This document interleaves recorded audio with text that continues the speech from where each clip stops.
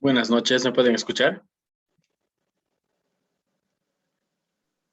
Buenas noches, licenciado. Sí, Cristina, buenas noches, ¿cómo estás? Buenas noches, licenciado. Hola, Carlos, ¿cómo están? ¿Cómo ha estado esta semana?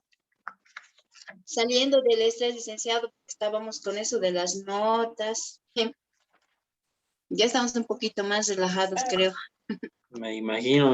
Entonces, la suspensión del día de ayer les ha caído muy bien. como anillo al dedo, dice.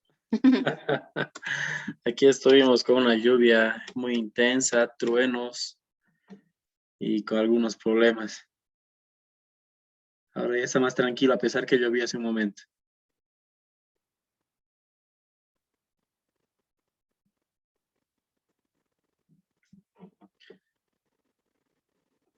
Nos daremos un poquito de tiempo, la gente sigue ingresando.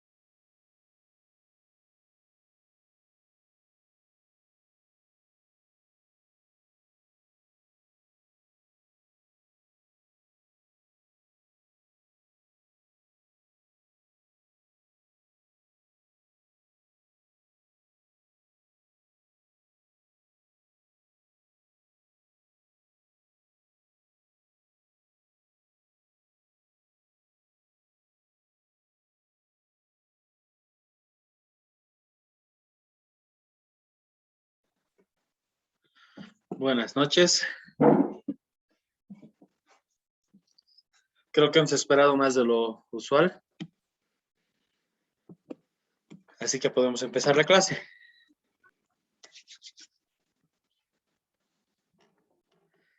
A ver, está con nosotros Carlos, Cristina, Celia, Ariel, Kevin, Jimena y Stanislao está con nosotros.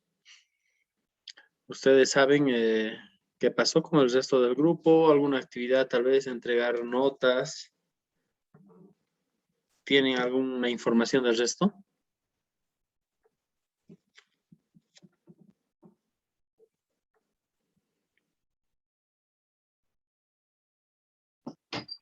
Buenas noches, licenciado. Bueno, tal vez es lo de las notas, porque esta temporada nos están pidiendo los registros y tal vez es por eso. Estoy seguro que sí, debe ser así. En estas semanas igual están todos ya en fechas y sigue siendo un problema, ¿no? La actividad educativa virtual, no todos tienen las condiciones. Es muy difícil llevar también un trabajo de seguimiento a nivel virtual. Bueno, están con diferentes problemas. Miren, esta semana es la más complicada que se tiene en todos los programas de la universidad, por la característica de poder cerrar en la cuarta semana con las actividades y también el trabajo final. Hay algunas personas que voy a necesitar reunirme después, porque esta semana tenemos que cerrar todo. Y bueno, esperamos que vayamos cogiendo el mismo ritmo, concluir ya ese proceso, porque en los últimos meses no ha habido ninguna interrupción. Entiendo que han concluido una cuarta semana y los que se quedaban en nivelación, segunda instancia, han ido concluyendo en la quinta semana, pero cuando ya se les venía también otra responsabilidad del siguiente módulo. Esperemos que no tengamos esa situación, porque se puedan subsanar varios de los casos. De todas maneras, el día de ayer yo hablé con el coordinador, que es Raúl Llave,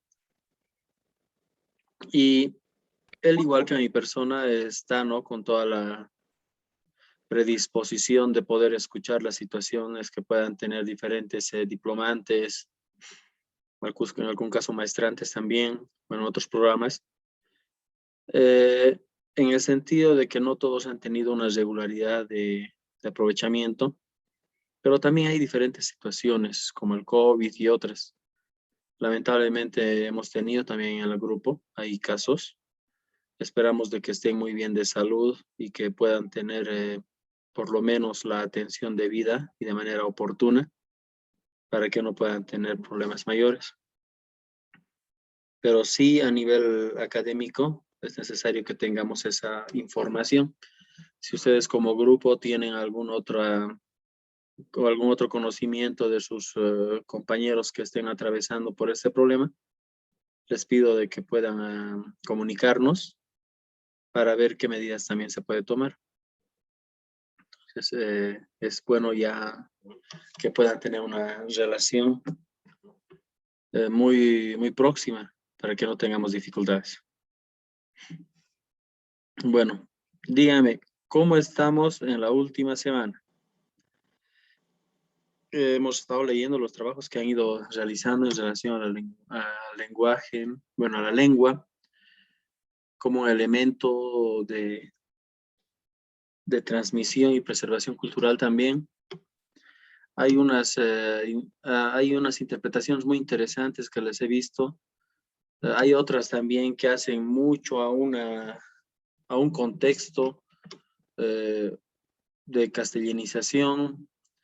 Es evidente que cuando empezábamos en la década de los 90 a empezar a trabajar con la 1565 y las primeras nociones de L1, L2, y poder empezar a hablar de la importancia de la lengua materna, y tratar de hacer esto en las mismas comunidades, unidades educativas de núcleo, en las seccionales, encontrábamos mucho rechazo.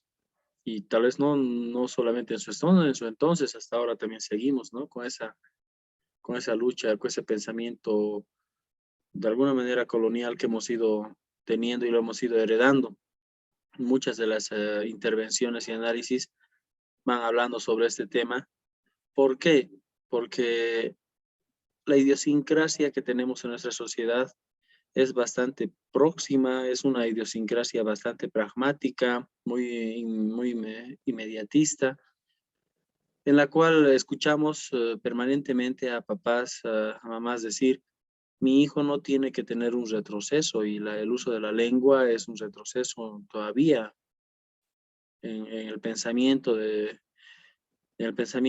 las comunidades, en los ayllus, en la familia, y que sinónimo de poder tener un dominio de la lengua castellana es salir de ese mismo escenario, que no debe ser contemplado de esa manera, pero sí hay mucha gente que todavía lo está viendo, que todavía somos testigos de eso.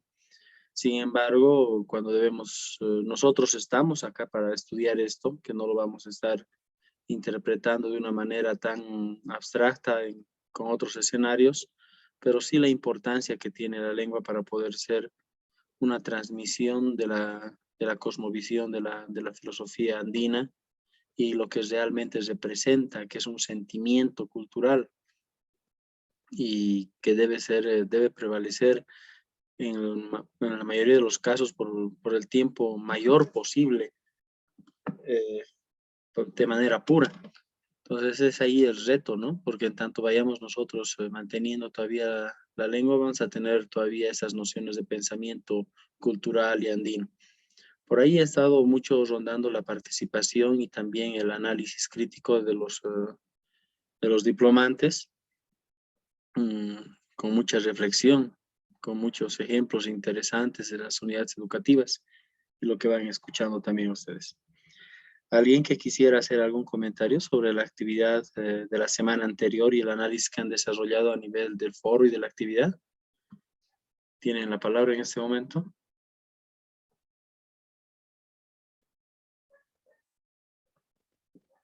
Vamos a considerarlo también.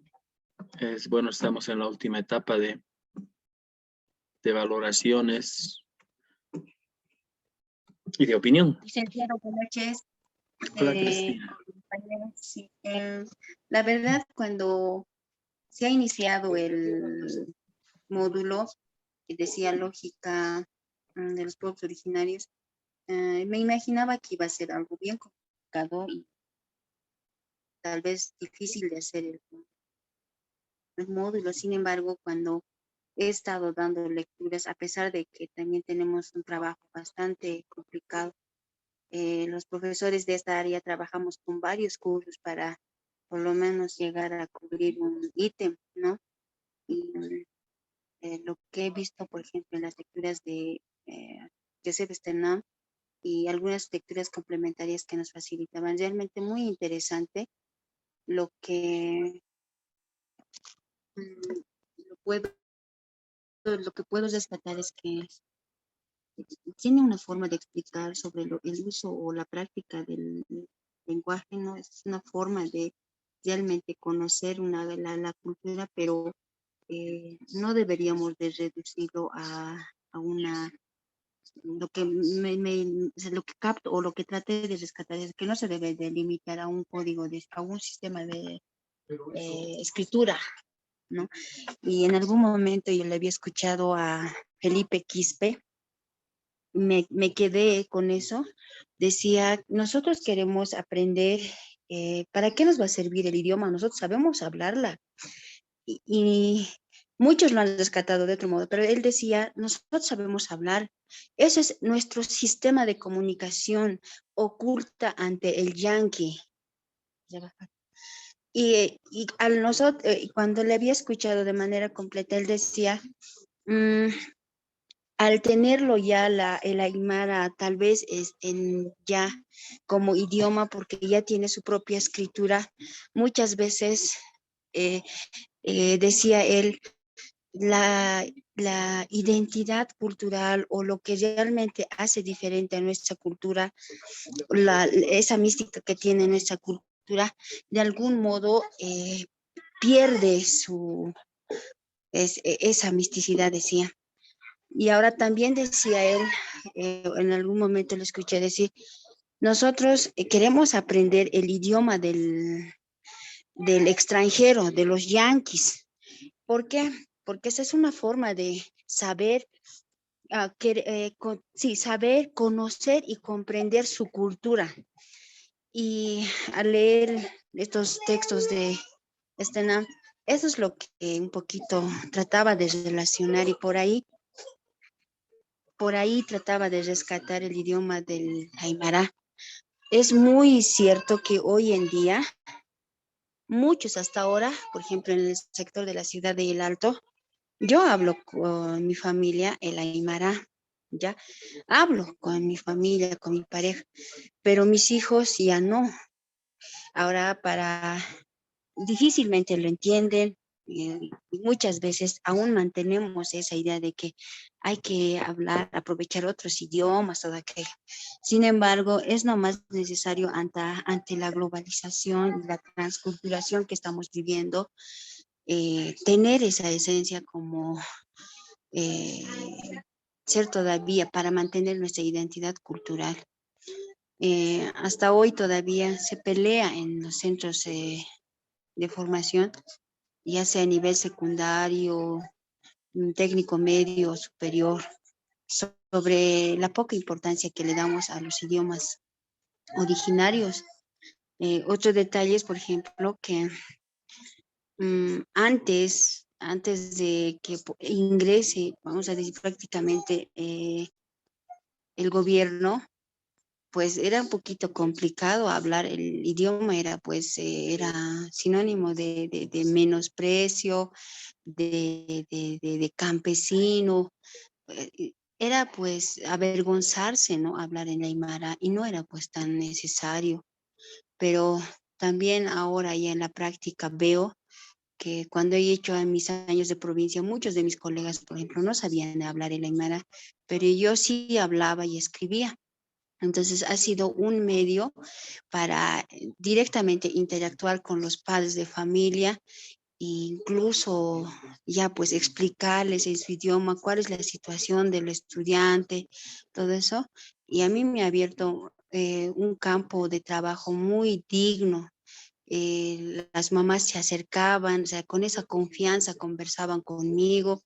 Y eso es lo que yo podía rescatar de todo lo que es el módulo y muy bonito, realmente muy bonito y digno de también rescatar porque todavía aquí en la ciudad del Alto vienen bastantes migrantes del área rural, somos prácticamente, y ayuda a mejorar la comunicación y también a que el papá se sienta parte de la formación del estudiante, trata de entender. Entonces, cuando uno habla en castellano, todo aquello, tal vez para el papá pierde el mismo interés de hacer, o sea, de conocer esa situación que vive su hijo, ¿no? Entonces, no sé, por ahí me parece un módulo muy interesante la que hemos abordado, aunque tal vez la respuesta no ha sido bueno, al menos de mi parte, como se hubiera merecido darle ese tiempito y atención. Gracias, licenciado y colegas, gracias.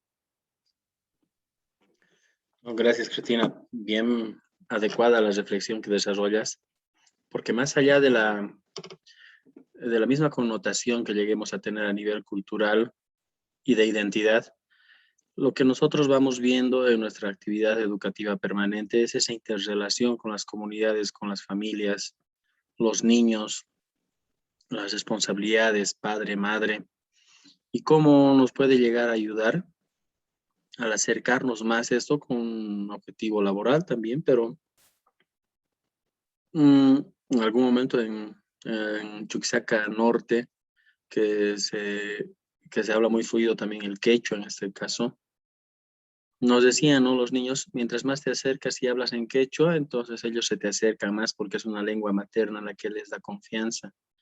Y esa confianza les hace entender mucho mejor e incluso de participar también. Con este objetivo pedagógico, con esta finalidad pedagógica, encontramos pues en la lengua nomás una herramienta bastante valiosa que nos ayuda a estar cerca de las comunidades, entenderlas, comprenderlas, reflexionar sobre sus propias vivencias, prácticas, simbolismos, religiosidad, y es la única forma de poder estar conectados sobre una cultura común. Ahora, si bien nosotros podemos encontrar en la lengua esa comunicación, ese cariño y el entendimiento, en otras esferas a nivel mundial han empezado también a dar valor a sus propias identidades. En el caso de España, por ejemplo, en todos los contextos catalanes, el catalán es una de la lengua en la que empiezan los niños a estudiar. En primaria, en inicial, una vez que la dominan recién pasan al español. Después del español llegan al inglés. Pueden tener sus propias fundamentaciones a nivel pedagógico, a nivel filosófico, cultural, identidad, pero también tiene una mayoría, una misma mirada sobre el inglés, por ejemplo, ¿no? Porque mencionabas que podemos entender, podemos empezar a comprender lo que piensan, cómo piensan a través de este idioma. Alguna vez una persona, y era italiano, me dice, Weimar me dice, bueno, un pensamiento un poquito más pragmático, ¿no? Él me dice, yo soy el italiano, pero el italiano me abre Italia. Me interesa en el español porque el español me abre todo un continente. Y me interesa el inglés porque me abre todo el mundo. Esto ya una manera de pensar diferente a nivel occidental, ¿no? Mientras nosotros queremos rescatar el quechua, el aymara, guaraní, todas nuestras 36 lenguas que tenemos para poder conocernos, interiorizarnos. Porque mientras no nos comprendamos, estamos corriendo un riesgo de perdernos a nosotros mismos. Y mediante la lengua es la herramienta más eficaz que podamos tener. Eficaz, eficiente, efectiva también, ¿no? Hablando de esa triada. Bueno, el trabajo bastante interesante, con muy buenas reflexiones como siempre. Carlos, que está también con nosotros, parece muy interesante el trabajo y reflexión que desarrollaba, y de muchos de ustedes también. Pero bueno, vamos a avanzar un poquito acá sobre lo que nos corresponde para esta semana. En esta semana nos toca hablar sobre la unidad temática número 4. ¿Me pueden seguir con la pantalla? ¿Me confirman, por favor? Se ve. Sí. Perfecto. Hoy día vamos a tocar dos elementos. Dos elementos que son importantes, que hacen a la unidad temática, pero que también hacen a lo que nos va a competir el día de hoy. Vamos a hablar sobre la cosmovisión y vamos a hablar sobre la ética. Esta cosmovisión que tanto le hemos ido hablando durante estos días, estas semanas, y qué es lo que nosotros entendíamos. En algún momento veíamos o se hacía un análisis de que cosmovisión tuviera una categoría menor a la de filosofía. Sin embargo, y bueno, ya habíamos reflexionado un poco sobre esto. En esta unidad temática abordamos la cosmovisión, pero entendiéndola no en un sentido tan, podríamos decirla, tan filosófico, teórico, sino con entenderla de una manera bastante clara, tal y como nosotros podríamos percibirla en nuestras comunidades. ¿Qué es cosmovisión? Es como nosotros miramos el todo. Es decir, es como al decir, mira la realidad a través de mis ojos. Esta es mi cosmovisión. Es quién soy yo, es de dónde vengo y a dónde quiero ir. ¿Cómo puedo ver yo el mundo y de qué manera puede ver otra persona el mundo? Y esa cosmovisión andina nos da a entender a nosotros o nos orienta a poder conocernos quiénes somos, de dónde venimos, a dónde vamos después de esta vida. Estos elementos son aquellos que nos podrían a nosotros dar cierta orientación de cómo podemos ir entendiendo nuestra propia cultura. Y no va a ser difícil entenderla. ¿Por qué te digo, Cristina, en ese sentido? Tal vez cuando escuchamos filosofía, cosmovisión,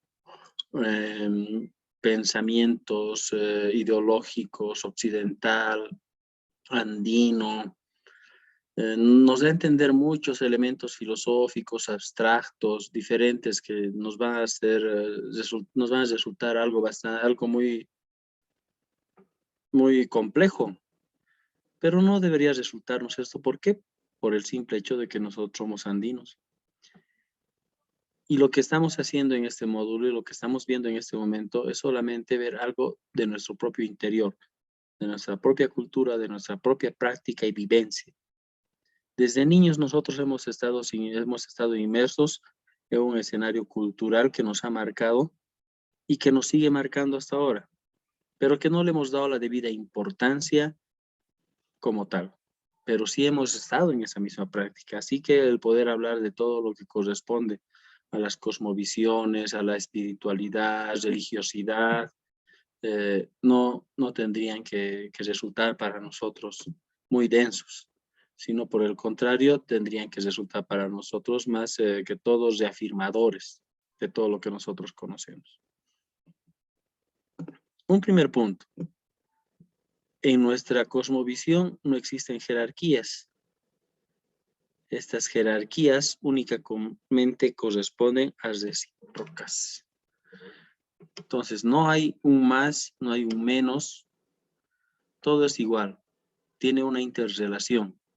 En momentos determinados, puede que un elemento de la naturaleza, de nuestro entorno universal, pueda tener mayor importancia que el otro, pero simplemente va a entrar en un escenario de corresponsabilidad.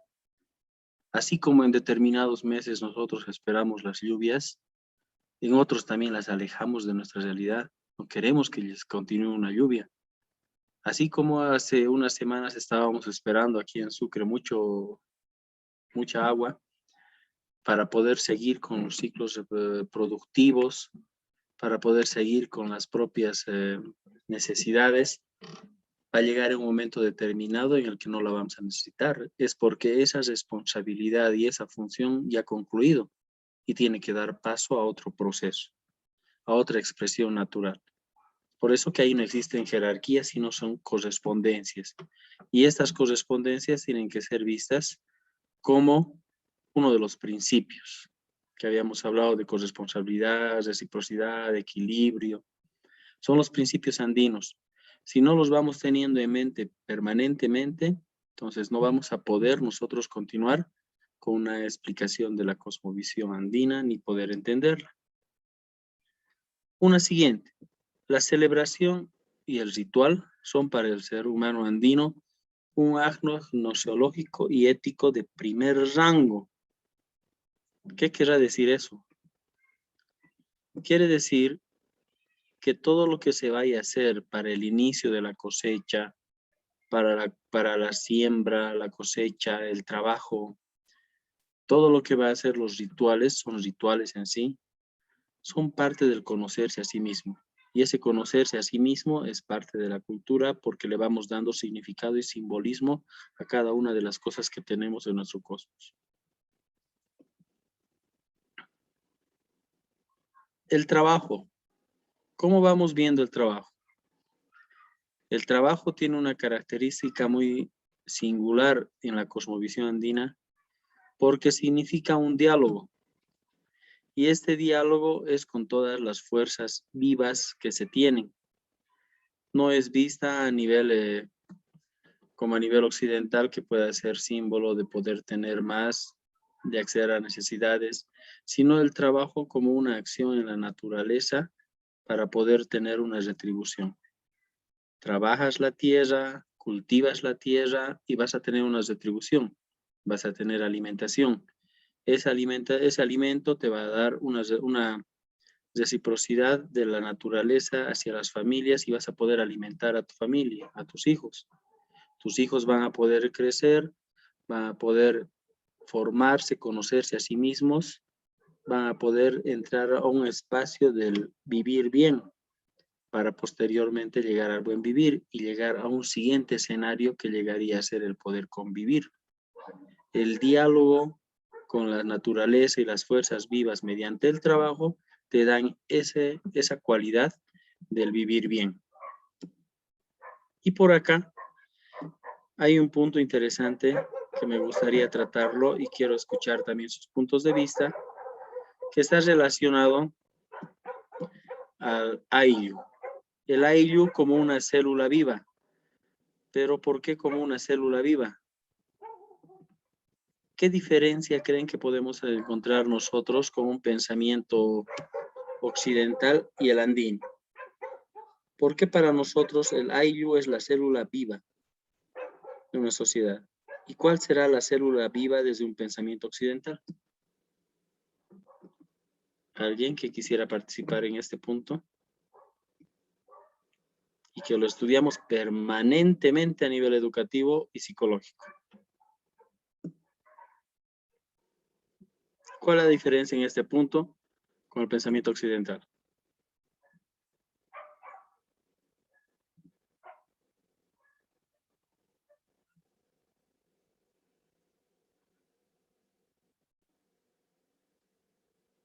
¿Por qué para nosotros el Ayllu es la célula viva? ¿Y cuál es la célula viva para el pensamiento occidental? Repito.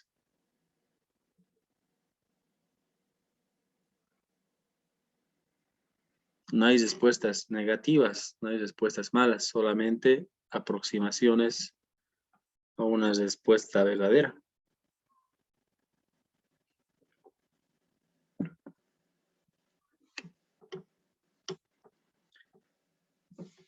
Si en determinado momento nos llega a cortar la conexión, por favor ingresen nuevamente al link, como siempre lo hemos mencionado. Bueno, creo que por ahora vamos a continuar. A diferencia del occidente, el Ayllu para nosotros es la célula viva porque llegamos a tener una noción de importancia en lo comunal. La relación con la comunidad es lo más importante. En toda actividad de la cosmovisión andina se exige en la acción comunal, a nivel productivo, a nivel de relaciones con las personas, no como una instancia estructurada, como podríamos verlo en otras instancias, en otras culturas, pero sí la comunidad es el punto vivo, la célula viva de toda nuestra existencia. En el caso del pensamiento occidental, la célula viva no es la comunidad. ¿Me puede decir alguien qué es? El Es la familia. individuo. Perdón. La familia. Miren, si vamos viendo en relación genérica, de relación puntual, entre lo deductivo y lo inductivo, veremos que este pensamiento de familia nos da a nosotros una orientación más individualista, más específica, en un círculo de importancia mucho menor, no tan abarcador, mientras que en la cosmovisión andina, el círculo es mucho más amplio, es más grande, es la comunidad. De ahí que nosotros podemos apoyar, podemos ser bastante más generosos con las personas que andan a nuestro alrededor, con el barrio, en las OTBs, la comunidad, ya son otras organizaciones, pero sigue siendo ese sentido comunitario. Mientras que en el pensamiento occidental es la familia y es encerrarse en lo individualista, en una célula de vida mucho más pequeña. Ahí es una de las diferencias fundamentales que vamos teniendo. ¿Alguien quiere aportar sobre ese punto?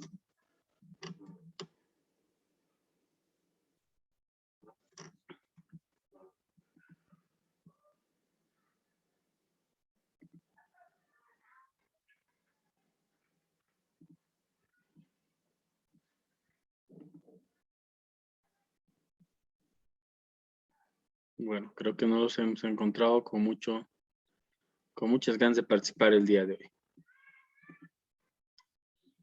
Continuaremos entonces. La ética y espiritualidad andina, denominada por el autor del texto lo pachasófico, el estar dentro de la pacha. Y la pacha para nosotros es todo, es el universo como tal, todo lo